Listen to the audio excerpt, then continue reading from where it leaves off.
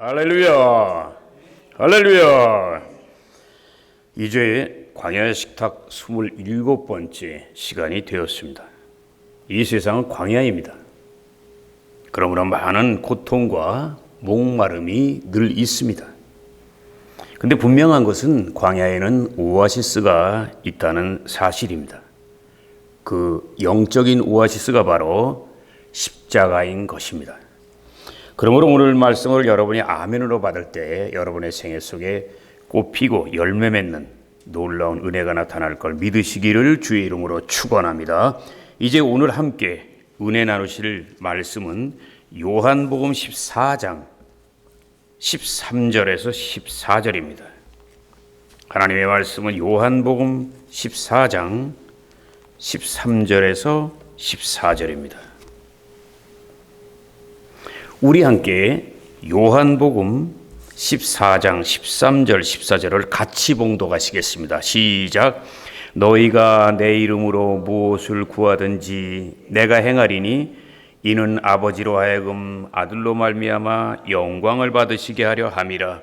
내 이름으로 무엇이든지 내게 구하면 내가 행하리라. 아멘.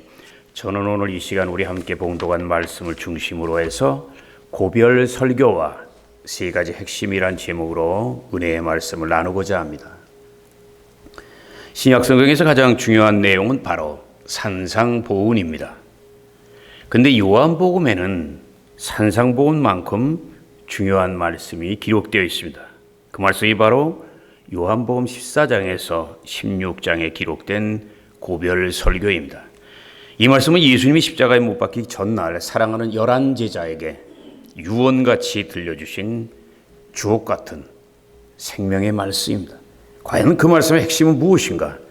한번 살펴봄으로 큰 은혜를 나누는 시간을 갖고자 합니다. 첫째로 기도입니다. 예수님이 죽으시기 전에 제자들에게 간절하게 부탁한 것은 기도입니다. 예수님께서 고별 설교에서 강조한 것 중에 하나가 기도인데 무려 10번 말씀하셨어요. 기도에 대해서. 그 말씀 중에서 중요한 내용을 살펴보면 요한복음 15장 7절 기도할 때 약속의 말씀을 의지해라. 요한복음 15장 16절을 보니까 기도할 때 풍성한 열매를 맺게 된다. 요한복음 16장 24절을 보니까 기도할 때 기쁨이 충만한 삶을 살게 된다고 말씀하고 계십니다. 그런데 예수님께서 제자들에게 이토록 기도를 강조하신 이유가 무엇일까요? 여러 가지 있지만 제가 볼 땐 세 가지 있습니다. 하나는 예수님이 십자가의 죽으심으로 그들 곁을 떠나시면 분명히 제자들은 엄마 잃어버린 자녀들 같이 낙심하고 큰 두려움에 빠질 것을 알고 계세요. 그래서 제자들의 기도를 통하여 그 모든 고통을 이기게 하기 위하여 기도하라고 말씀하신 줄로 믿습니다. 또 하나는 예수님이 제자들에게 맡긴 복음 전파의 사명이 있어요. 그 사명을 끝까지 잘 감당하기 위해서는 기도해야 돼요. 왜? 하늘나라를 확장하는 게 그렇게 쉬운 일이 아니에요. 능력을 받아야 되고 담대함이 있어야 장애물을 뚫고 하나님의 뜻을 이 땅에 이룰 수 있기 때문에 그렇습니다. 그리고 또 하나는 이제 예수님이 승천하신 후에 하나님의 보좌 우편에 계시게 돼요. 주님이 올라가시잖아요.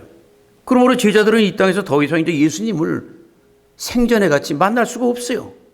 근데 놀라운 사실은 영적으로는 예수님과 교제할 수 있는 길이 있어요. 그 비결이 바로 기도인 걸 믿으시기를 주의 이름으로 축원합니다. 그러므로 예수님께서 기도하라고 계속 말씀하신 거예요. 고별 설교 안에는 매우 중요한 내용들이 기록되어 있습니다.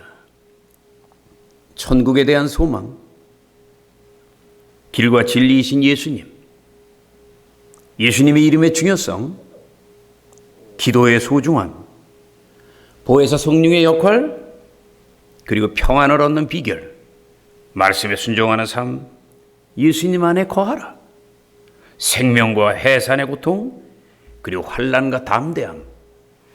그런데 이 10가지 내용들은 예수님이 세상을 떠난 다음에 제자들의 삶 속에 가장 중요하고도 필요한 내용들이 지금 이 안에 다 들어있어요. 그러므로 이 10가지 내용들은 오늘날 주님께 헌신하는 모든 하나님의 귀한 일꾼들에게는, 제자의 길을 가기 원하는 하나님의 일꾼들에게는 역시 매우 중요하고 필요한 내용들인 걸 믿으시기를 주의 이름으로 축원합니다. 근데 어떻게 우리가 이 귀한 10가지 은혜를 우리 삶 속에 누릴 수 있어요? 그 비결이 바로 기도예요. 우리는 기도를 통해서 그 능력을 받고 연약하고 비실비실하던 제자들이 완전히 초대교회에선 180도 변화돼요.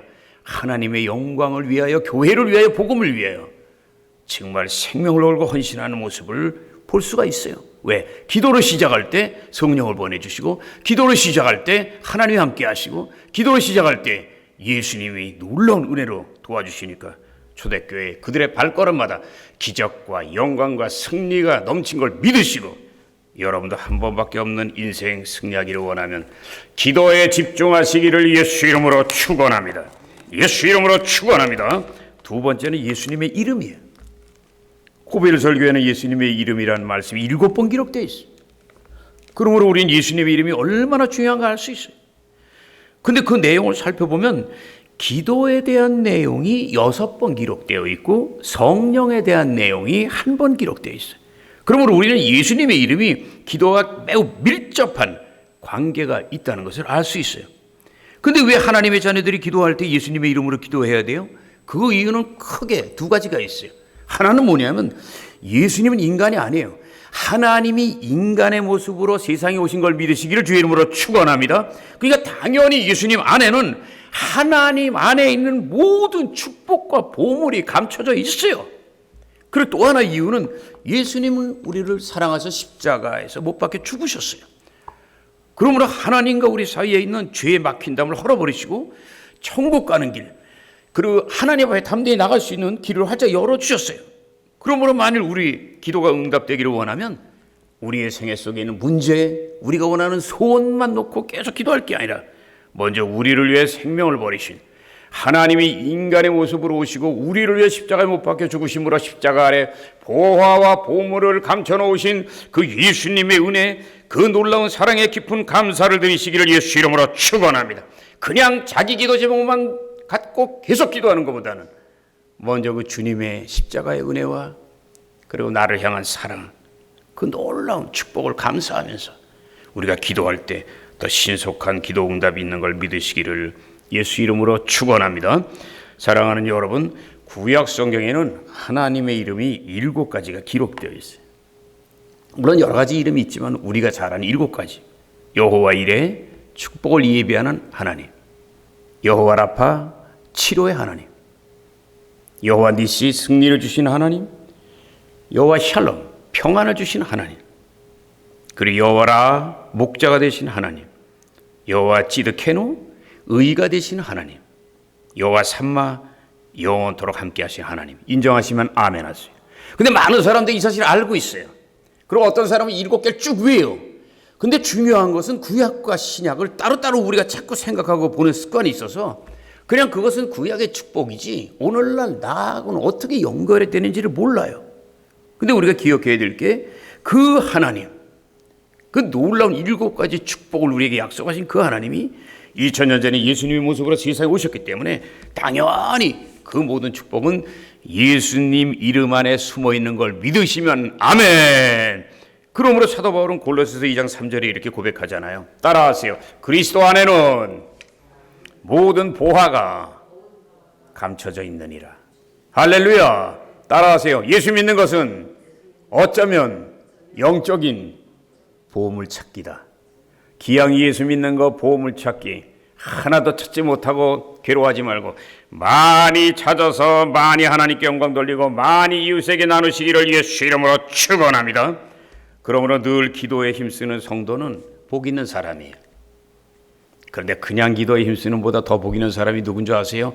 예수님의 이름으로 예수님의 은혜를 감사하면서 하는 사람은 복 위에 복이 넘치는 지혜롭고 복받은 사람인 걸 믿으시고 그냥 기도만 하지 말고 늘 우리를 위해서 죽으신 그 예수님의 사랑을 감사하면서 복된 예수님의 이름으로 기도해서 드려지는 기도마다 응답되는 놀라운 기쁨에 참여하시기를 예수 이름으로 축원합니다. 예수 이름으로 축원합니다. 사랑하는 여러분, 우리는 세상을 살아가면서 많은 이름을 불러요. 남편의 이름, 아내의 이름, 자식의 이름, 친구의 이름, 유명한 가수, 연예인의 이름, 정치인의 이름, 심지어는 오래전에 헤어진 애인의 이름까지 때때로 우리는 불러요. 근데 놀라운 사실은 많은 성도들이 예수의 이름은 의외로 많이 안 불러요. 그 이유는 여러 가지 있어요. 어떤 사람은 바빠서 그래요. 어떤 사람은 꼭 그걸 말로 해야 되나? 난 마음으로 사랑하는데. 아니에요.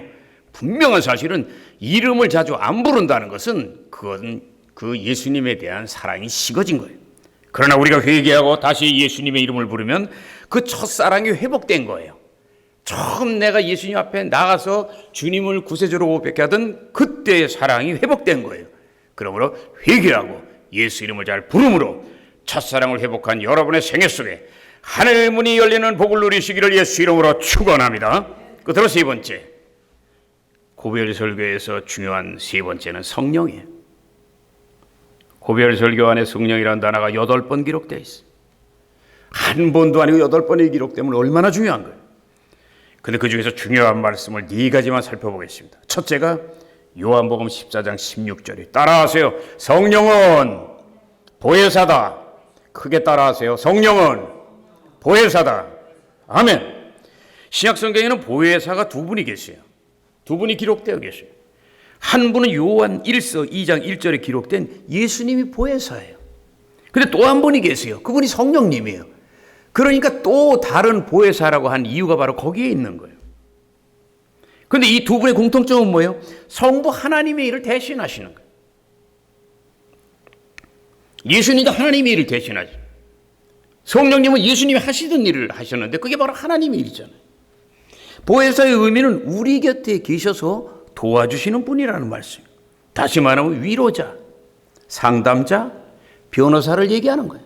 돈 안 들고 변호받을 수 있는 이 성령이 우리 곁에 계시니 세상 살아갈 때 어떤 억울한 일이나 어려움이 있을 때 사람 찾아다니지 말고 엎드려 기도함으로 우리의 연약함을 도우시는 영적인 변호사인 성령님의 도우심으로 모든 일이 합력하여 선을 이루는 로마서 8장의 복을 누리시기를 예수 이름으로 축원합니다.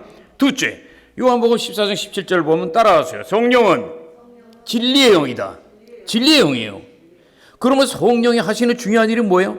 능력, 은사, 치료 이전에 진리이신 예수님이 누군가를 알게 하는 거야. 2000년 전에 그 사건, 갈보리의 십자가에 죽으시고 부활하신 그 사건을 알게 하는 거야. 그럼 믿게 하는 거야. 예수님이 누군가를 알아야 되잖아요. 십자가의 비밀이 뭔가를 알아야 되잖아요. 그때 우리 생명 걸고 헌신하는 거예요. 왜냐하면 이 일이 바로 신약시대의 가장 중요한 일이기 때문에 그래요. 예수님은 우리를 위해서 죽으셨는데 교회를 다니고 직분 받았는데 그게 안 믿어지면 어떻게 충성하냐 말이야. 근데 성령 충만하면 성령은 시공을 초월해서 역사하기 때문에 2000년 전이란 시간, 여기서 비행기 타고 12시간을 가야 되는 그 이스라엘, 성령님은 즉시 가셔서 십자가 아래서 정말 우리가 하나님의 자녀가 된 은혜, 그리고 부활하신 예수님, 그 진실이 정말 진리가 바로 우리의 영혼을 계속 감동시키는 은혜 안에 들어가게 될 걸 믿으시기를 주의 이름으로 축원합니다. 셋째는 요한복음 14장 17절 후반절에 따라하세요. 성령은 성도의 영혼 속에 계신다. 믿으시면 아멘.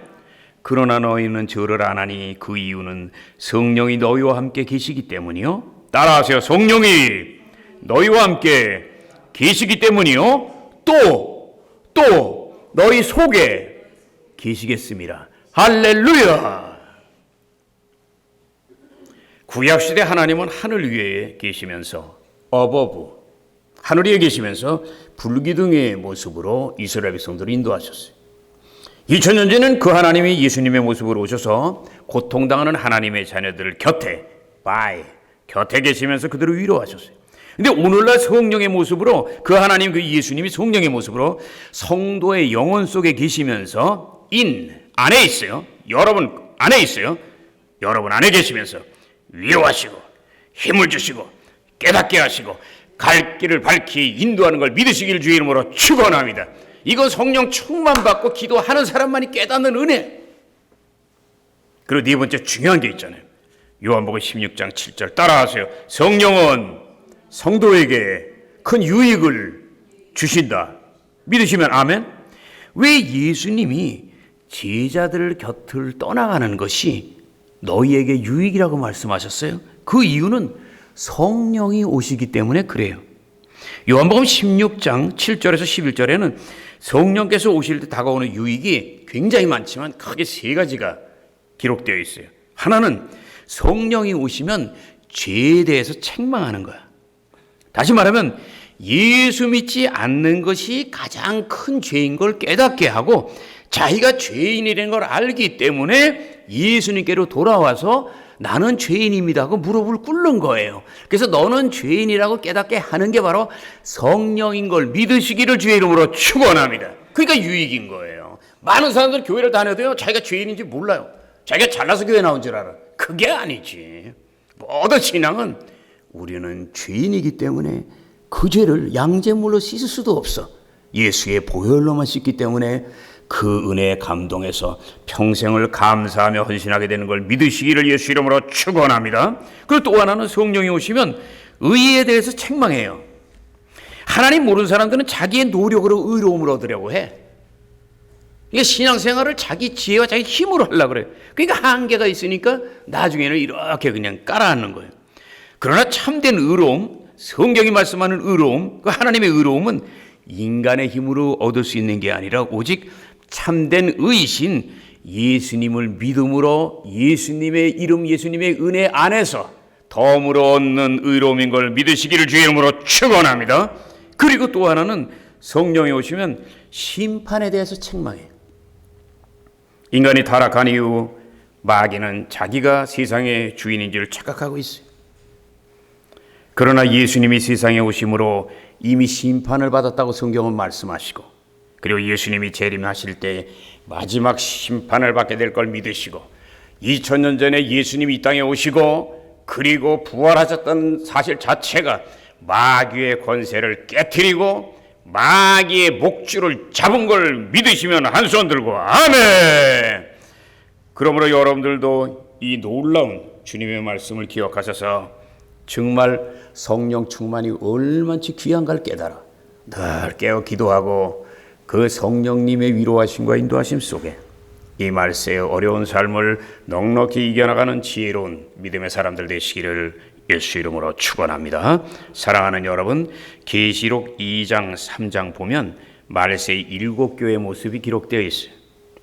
이 7교회의 모습은 말세를 살아가는 교회와 성도, 저와 여러분의 모습을 7가지로 분류한 거예요. 근데 특이한 점은 단점과 장점을 말씀하시고 충고하신 다음에 반드시 끝부분에 이 말씀을 강조해요. 다 같이 따라하세요. 귀 있는 자는 성령이 교회에게 하신 말씀을 들을지어다. 이기는 자에게는 이런 상을 반드시 주시리라. 할렐루야. 우리는 이 말씀을 통해서 중요한 진리를 발견해야 돼요. 두 가지 있어요. 하나는 뭐냐면 승리하기를 원하는 자는 반드시 깨달아야 되고, 그리고 영적으로 깨달음은 오직 성령이 오실 때만 깨달아진다. 그러니까 다시 말하면 성령의 충만함을 받아야 우리 영혼이 깨어 일어나고 영이신 하나님에 대해서 분명하고 확실히 알게 돼서 승리와 영광의 삶을 살게 된다는 걸 믿으시고, 여러분들이 말세의 놀라운 존귀와 영광, 승리와 복된 삶을 살기 원한다면 묻지도 말고 따지지도 말고 반드시 성령 충만하시기를 예수 이름으로 축원합니다. 예수 이름으로 축원합니다.